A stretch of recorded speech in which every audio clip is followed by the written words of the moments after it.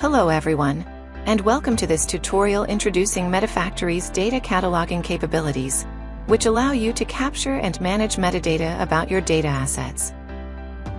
Let's assume we have some additional metadata about one of our vocabularies, and we want to provide this information to users.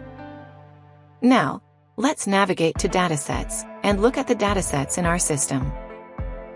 We see there is one dataset listed in relation to the role vocabulary we have in the system, and a release date.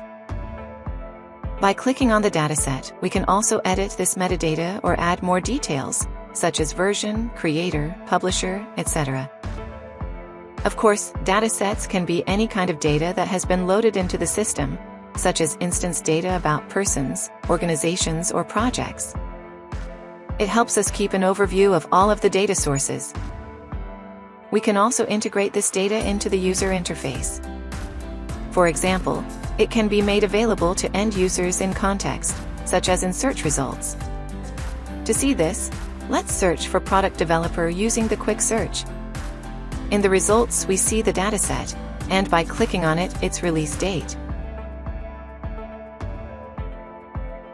Data cataloging is as simple as that. This concludes our intro to data cataloging with Metafactory.